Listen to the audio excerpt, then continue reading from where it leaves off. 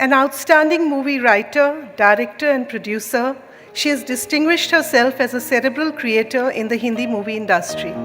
She has been associated with some of the most acclaimed movies, including Lagan, Monsoon Wedding, Swadesh, Dangal, Peepli Live, and Delhi Belly.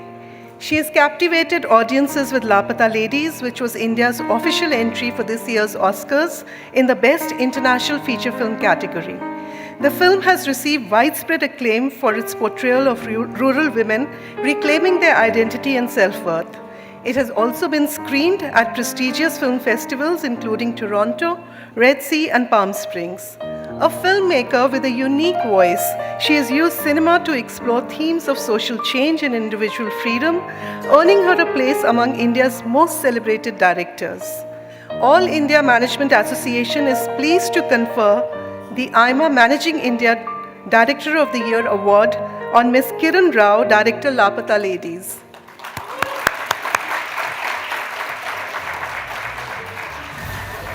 Request Ms. Avanna Jain and Mr. T.V. Narendran to please join us on stage as well.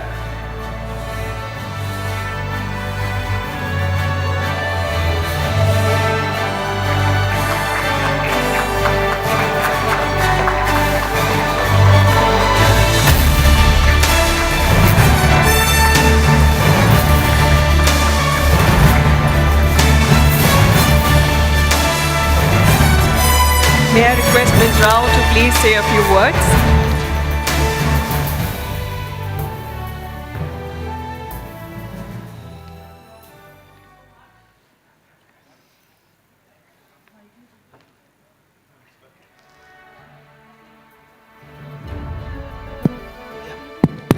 Yes. Oh, now it is. I think you've heard more than a couple of words from me over the past session, so you have a sense of my journey, my thoughts, and everything that led to this point. Deep, deep gratitude to AIMA for recognizing my work. I will strive to continue to give you stories that you all connect with and give you joy. And thanks once again for this honor. My crew members, my cast, and everyone associated with the film feels very, very grateful to have been recognized. So thank you. Thank you all. And yeah, hope to be back with more films. Thanks. Congratulations, Ms. Rao. Thank you, ma'am, for reading the citation. Thank you, Ms. Jain. Thank you, Mr. Narendran, for joining us on stage. May I now request Ms. Suneeta Reddy to conduct the session.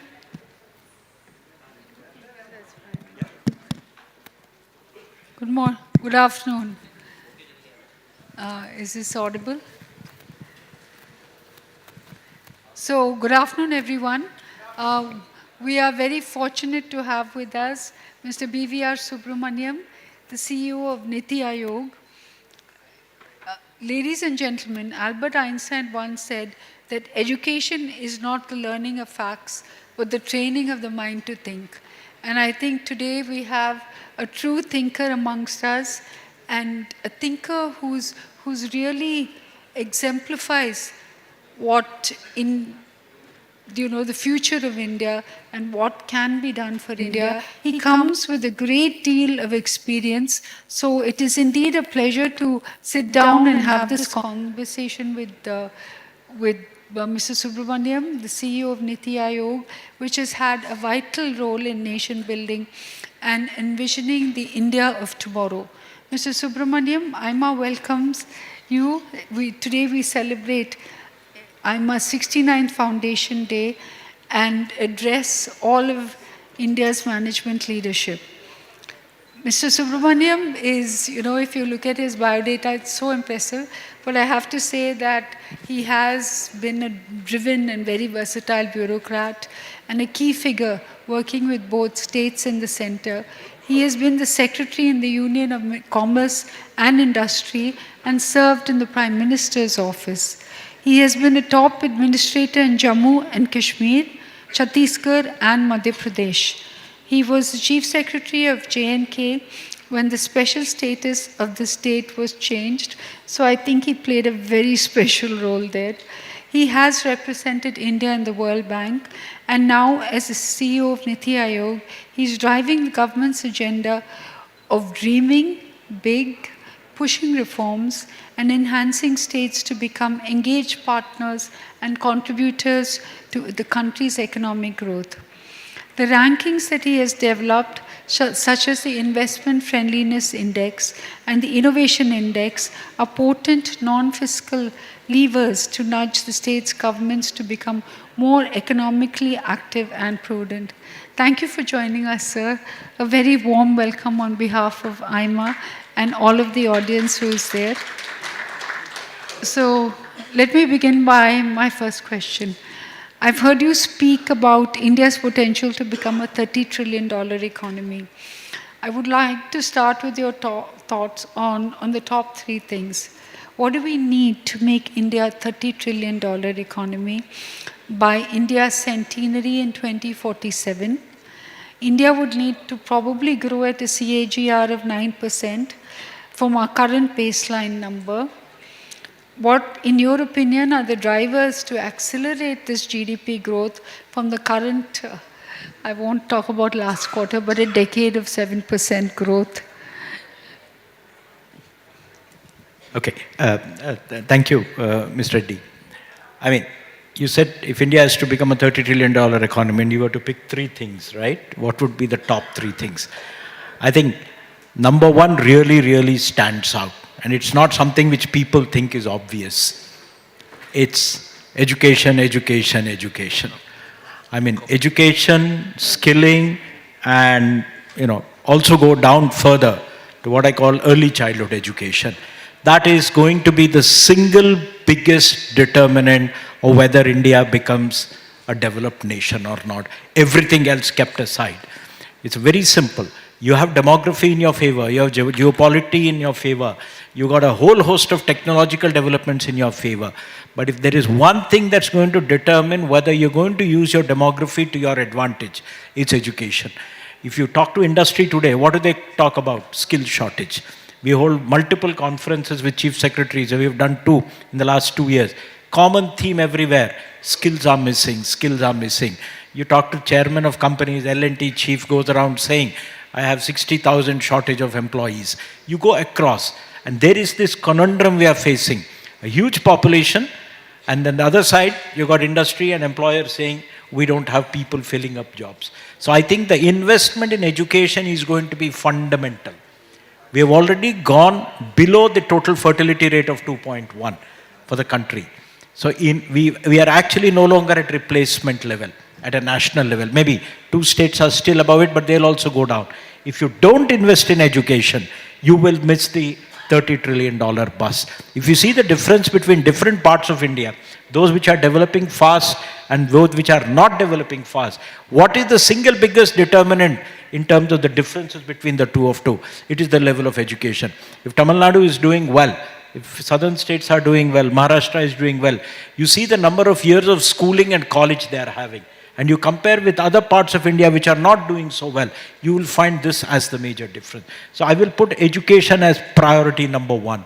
The second one, 50% of the population is still on agriculture. And that accounts for 15% of GDP. We need to transform agriculture. India's agricultural land is more than that of the United States. It's the largest agricultural country in the world by area. You can actually feed half the world. Are we doing it? No. We've got the huge mountains of rice and wheat. We are a huge importer of pulses, huge importer of edible oils, huge importer of a lot of other things. We are a major agri-importer, $20–30 billion a year. We can actually feed half the world. And we have to do it productively. So the 2 things, focus on agriculture in a cluster-based thing, bring technology into it, move people away from the rice and wheat cycle into horticulture, floriculture, fisheries, animal husbandry, dairying. They will be transformed, their incomes will double, triple, quadruple, and there will be far fewer people. And those people will then be pushed into manufacturing and services. So I put the number 2 thing is this. The third one I would put is focus on manufacturing. There is this huge change happening in the world today, but are we benefiting from it? You talk to, in the last couple of years, the share of manufacturing in GDP has been stagnant. I mean, that, you see, it's good to step back and see what are the macro figures, which basically means we need to do much more in manufacturing. And what would manufacturing mean? A simple word. I don't think business needs government's help too much. Let's be very, very honest. Put our hands on our heart.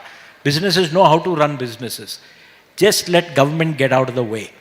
I think that's the big thing in business. Deregulate and get government out of the way, and I'm sure business will do very well. Indian enterprise is first rate.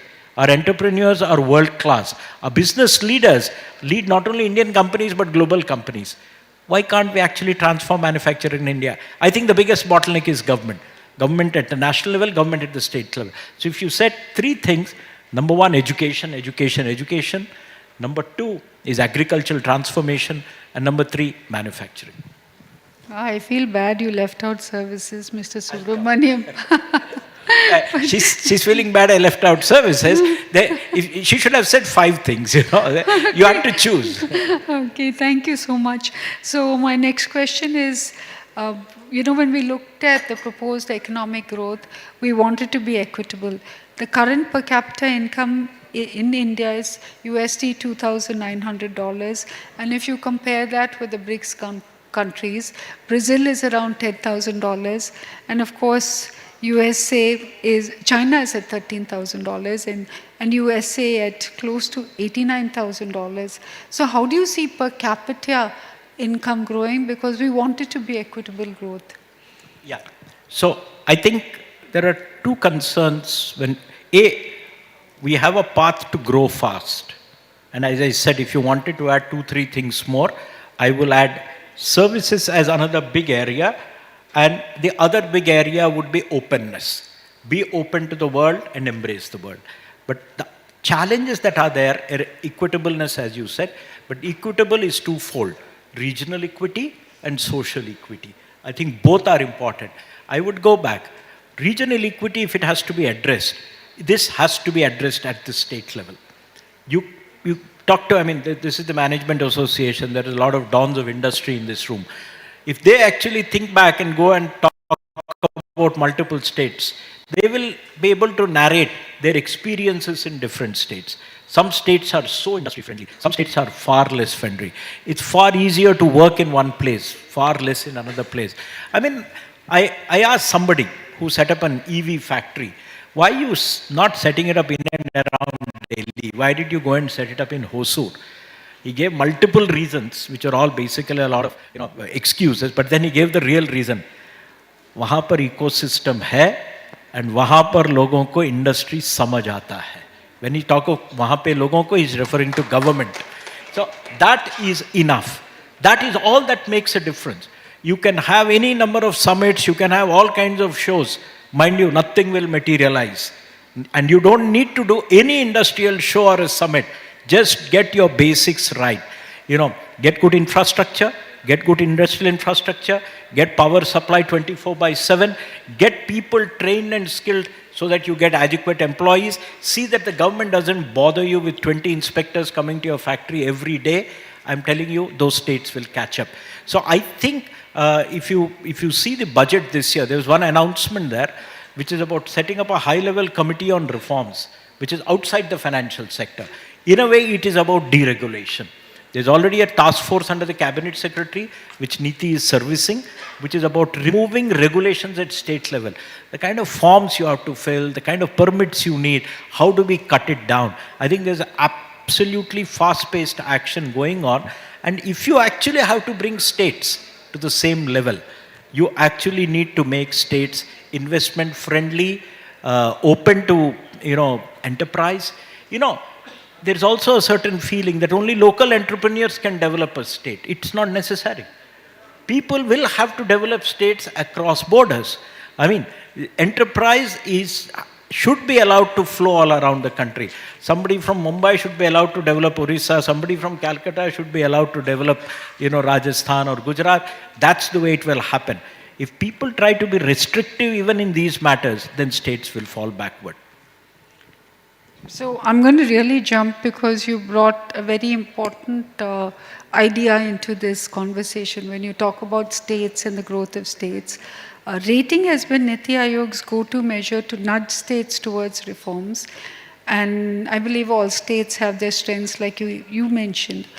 But one of the example of the difference baseline that comes from the recently published Fiscal Health Index, and as I read more about it, I keep thinking is this probably the right index? Because it was eye-opening to see Tamil Nadu and Bihar in the same category of fiscal health, whereas the contribution from Tamil Nadu towards GDP is around 9% and Bihar is 2.8%. So my question is, how should we assess the metrics given because of the varying baselines also? And since the publication of the report, what impact has the index had on the state's approach to fiscal health and prudence? Okay. You see, NITI, my chairman is the Prime Minister, and I have a governing board which has all the chief ministers. So we are actually a mirror to the world. Whatever we produce, publish is unbiased, it's data-driven, and we try to show a mirror to people, saying how well you are or how badly off you are. The Fiscal Health Index is a classic example. We felt it was necessary that if you have to develop, you have to invest. You have to invest in education, healthcare, infrastructure, industry, all the whole host of things. For that, you need money. And where will money come from? It doesn't grow on trees. So you need to run a decent finance department and a good budget system. So the Fiscal Health Index is kind of an X-ray into what is happening in the financial system in a state. And it's not about how big the budget of that state is and what its GDP. You can have a very small state, but runs a very good financial system. And a very large state, which can go bankrupt. I mean, and that index actually showed up. What are the top 5 states? You will find Orissa at the top. I've just flown in from Bhubaneswar just now while I'm coming here. And what is the thing which I noticed? This is a state which is harnessing its resources very well. If tomorrow Orissa wants to invest in a mega port or give incentives, they'll be able to do it. There are other states in the country which can promise all kinds of things. They'll promise all kinds of incentives to industry. They'll not have the money to write the check. So I think it's important that states have proper fiscal balance.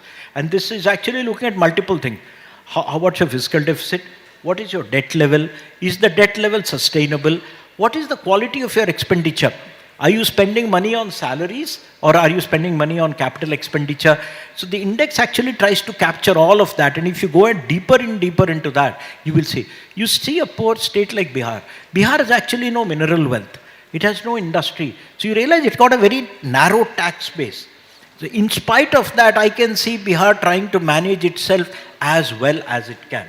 And we have a neighboring state, UP, which runs actually a fabulous budget. I mean, yesterday only the budget was presented, 8 lakh crores. UP puts 1 lakh crores in education. They have enough money, the only state which is building expressways out of its own funds, not from national highway money. So that actually shows the state has harnessed its resources very well. So the Fiscal Health Index is showing you a path. It is telling you how well off you are. And let me tell you, states which are badly, which is the state at the bottom? You'll probably find Punjab somewhere there, you know. You can see, I mean, it tells you how difficult it will be for that state to invest in capital goods, in roads, in other stuff. And industry will also find it difficult then to operate there. Unless they pull themselves up by the socks, it will be difficult for that state to catch up. So I think the Fiscal Health Index is a diagnostic. It's like a doctor telling you what your problem is. The medicine is bitter. Then they will have to learn to actually improve themselves. I think part of the medicine, like you said, is putting a mirror and showing them where they stand. So my next question is about, I think all of us are aware of the geopolitical churn that we're witnessing across the world. FII money leaving India.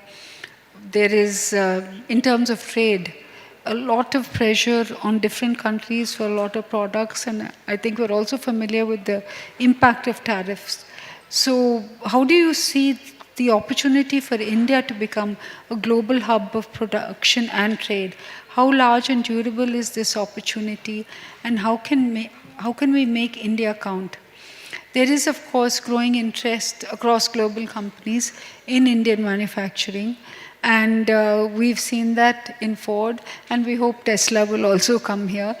So will the China Plus One policy really benefit India? And does India have the capacity to attract investment? I know we have the capacity to absorb, but can we attract investment? It's a question. Whether it's doable, I'll say yes. Are we doing it? It's for the future to tell us. I think the intent is there. Now let's answer. I'd like to deconstruct. First of all, you're the 5th largest economy. I mean, end of this year, if you look at the budget numbers, we'll be a $4 billion economy by March next year. And by end of next year, we'll probably be the 4th largest economy. And 2 more years after that, we'll be the 3rd largest economy. There is no corporate enterprise in the world which can live without having an India plan. 20 years ago, I know pretty well, and I've been in the Prime Minister's office 20 years ago, there were a large number of companies in the world which didn't look at India seriously. There were some which did, some which did not. Today, you cannot afford to be a multinational without having India in your radar. That tells you your size. You have size, you have scale, you have market, and you have demography, you have people. So I think India is important. So the world is very interested in you. 2, geopolitics is in your favor. You're in such a big sweet spot. I mean, it's unheard of. There is China, people are, global trade paths are being realigned, supply chains are being realigned. And therefore, I mean, I was reading somewhere, I think the lift company, which is it, Schindler, the German one, I mean, apparently they manage their supply chains through massive computers somewhere in Germany or wherever, and depending on what's happening, they immediately are changing the component supply routes from country A to country B. I can hint at what country. Given that, the opportunity is huge. Which is the only country which can replace China with the same size in terms of capacity to manufacture with manpower and other stuff? It's India. So the opportunity is staring at you. You've also got 2 other opportunities. Climate change, huge disruption. These technologies don't exist. Clean energy, huge opportunity. 3rd, the buzz of the town everywhere. Every newspaper has 2 papers on it. AI, AI, AI. Again, India has huge opportunity. It's manpower driven.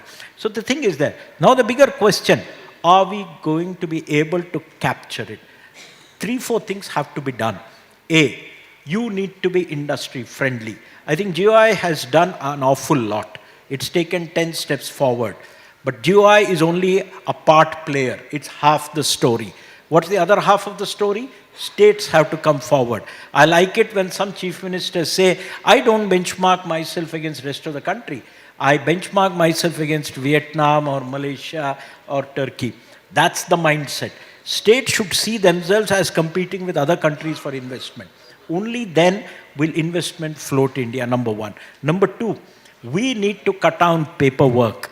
A paperwork is horrendous. I still remember, this is 20-year-ago story, that, and I won't name, but again, a big industrialist, telling, if I want to export some stuff from India, from Singapore, this is my documentation. If I want to export something from India, this is my documentation. I mean, it kills your MSMEs. They just can't do that. They won't go near that. And it's a nuisance. 2, the time that consumes, the cost that it takes, and the delay. That's 2. The 3rd thing, we need to cut tariffs. It doesn't matter who tells us. We need to do it for our own good. Tariffs don't protect anybody. There could be some small sector which is going up and down. There could be some surplus production somewhere. Because in a diverse economy, which part of the economy will you protect with tariffs? Are you going to protect raw material? Are you protecting intermediate goods? Are you going to protect finished products? You don't know. So cut tariffs. How do you cut tariffs? Become part of trade agreements. Complete the EU trade agreement, complete the UK trade agreement. Be open to the world. And last but not the least, I think government needs to deregulate, as I said, to become a $30 trillion. We need to get China plus 1. We need to deregulate yesterday. Without that, the interest will be there. Global companies will come to India, look all around, and we don't want them to fly away to another country after that. The first round of President Trump, when it happened, he imposed tariffs on $400 billion of goods, vice versa by China. bulk of the change in trade patterns, the beneficiaries were Indonesia, Malaysia, Turkey, Mexico, Poland. India didn't benefit from that. I think the opportunity is even bigger now. So I think if we do this set of policies, build solid industrial infrastructure, I think Odisha, Andhra, UP, Maharashtra should be building industrial estates, 10,000 acres, 30,000 acres, and make everything hassle-free, one-stop clearance, everything, pre-cleared for environment and other stuff. You yourself are talking about, the services sector. Take pharma. You're manufacturing one drug, you change the drug, you need a fresh clearance from the pollution control authorities, environmental clearance. It's the same factory. I mean, I've got all the stuff, but look at the paperwork. I think we need to cut that. Thanks. Thank you. I think you answered another question in your answer. So let's just move on to, I have a question from the audience. I think this is just going back to what we were talking about earlier.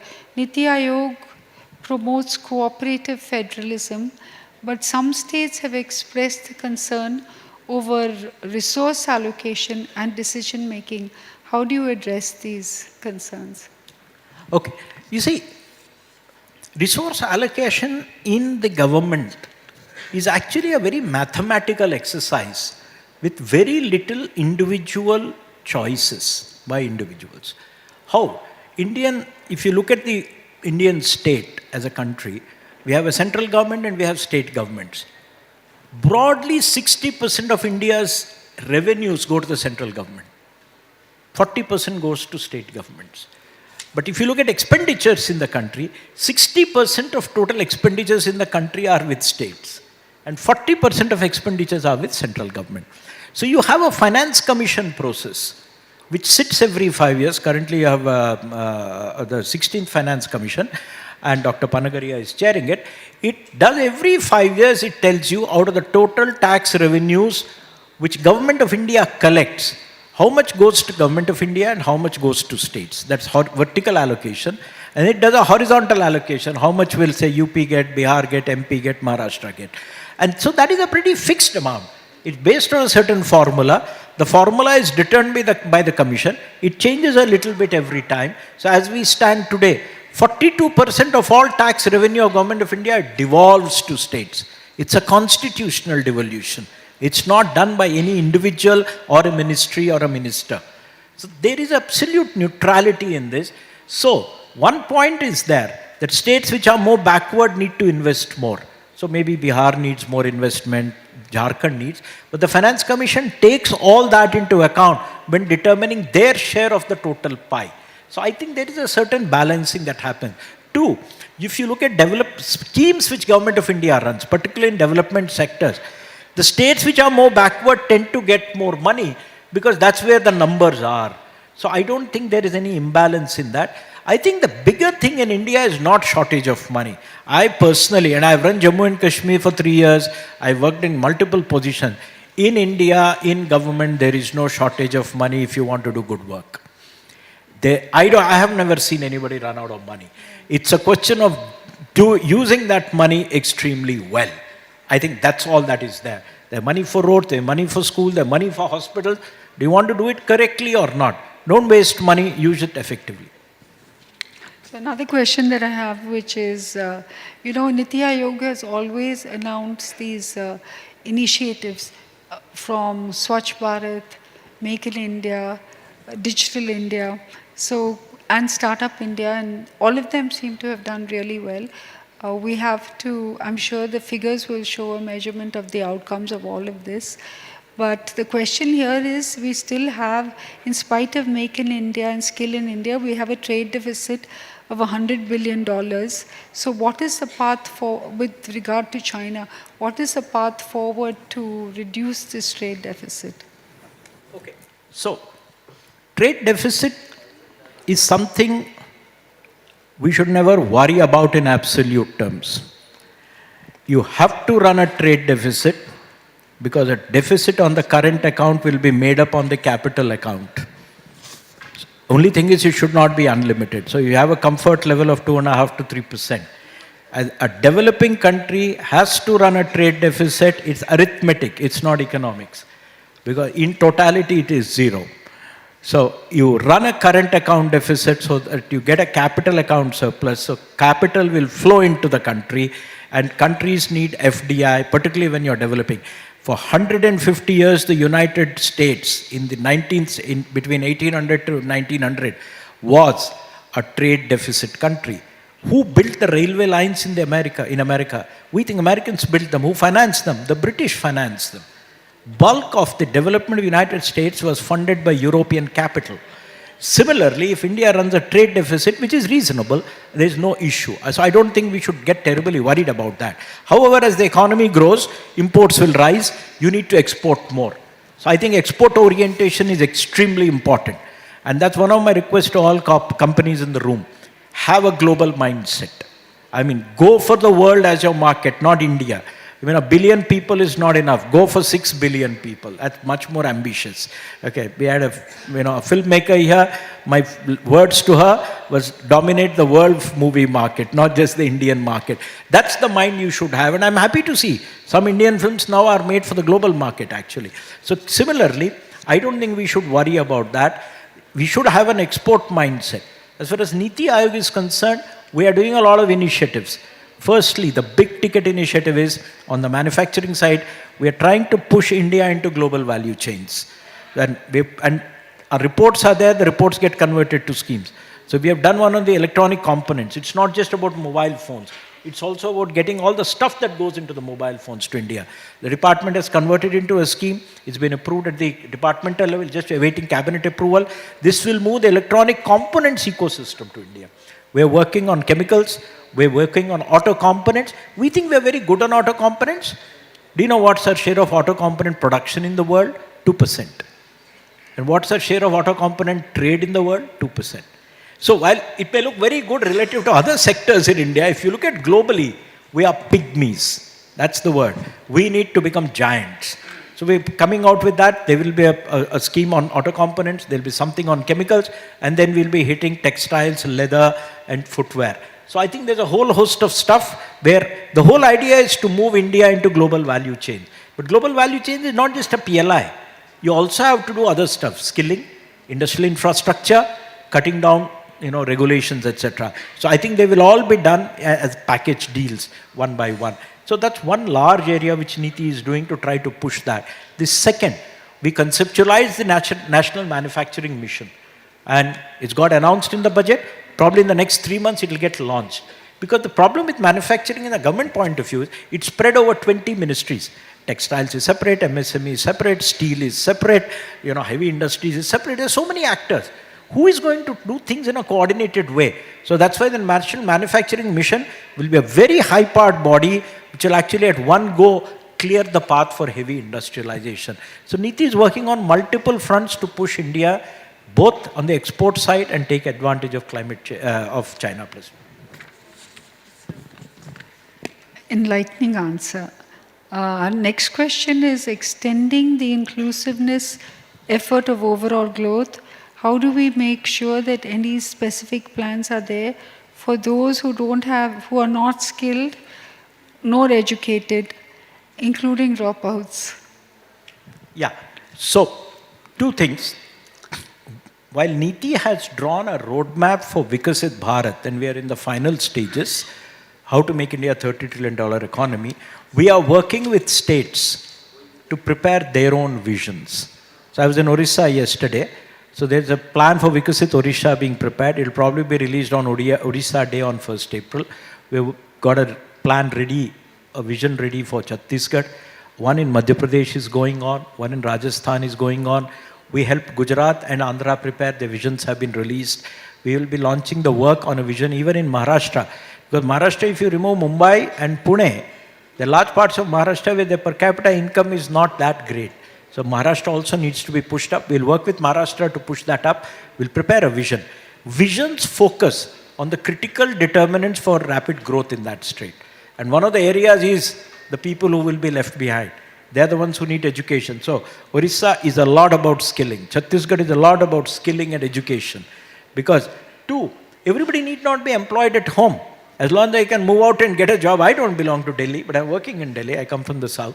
So it doesn't matter where you go and work, but at least as long as you can earn a good, happy living, I think that should be enough. So I think the visions we are drawing for states are focusing on that.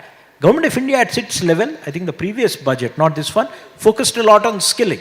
It's actually trying to catch the large volume of youth in the country who are not the engineers and doctors and lawyers, who are not the farmers. They are the ones who have to move to industry for jobs. So they've come out with skilling program and internship programs. So the hope is gradually this will push a lot of our youth into gainful employment.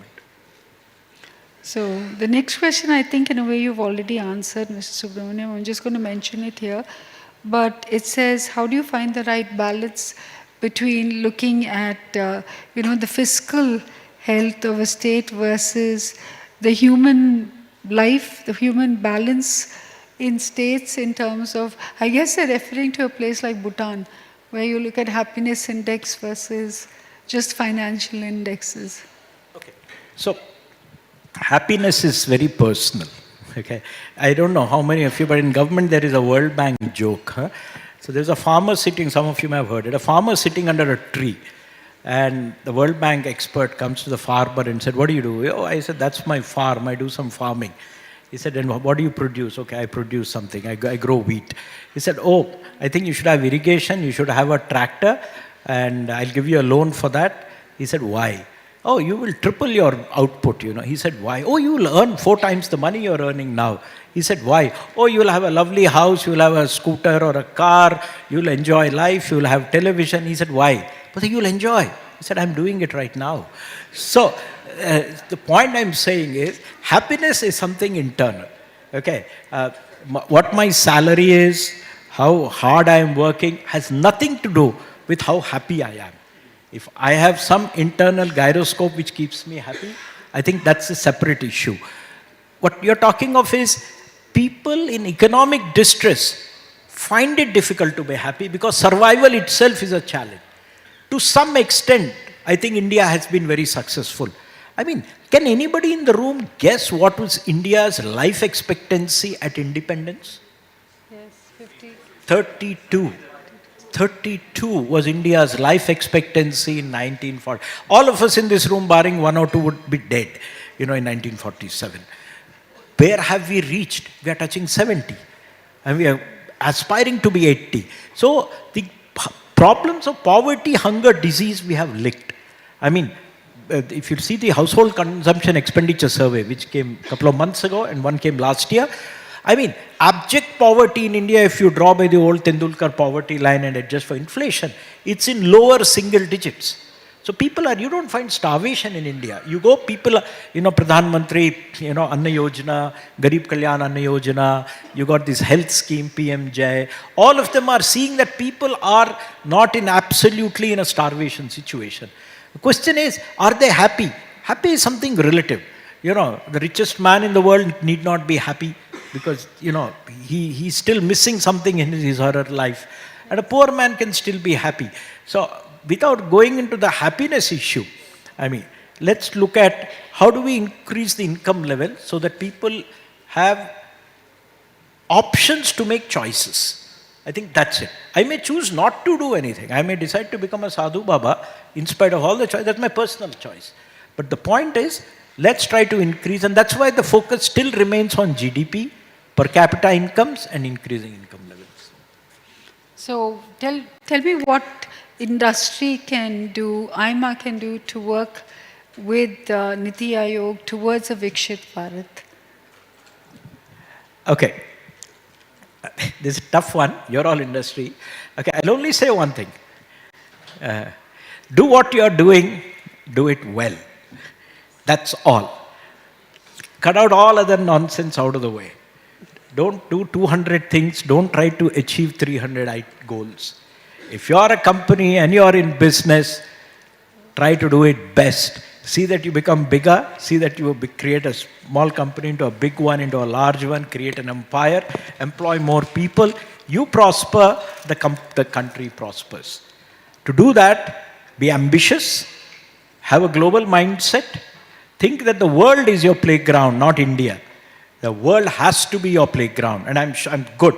There are at least 20 Indian companies which think the world is their playground, or maybe 50.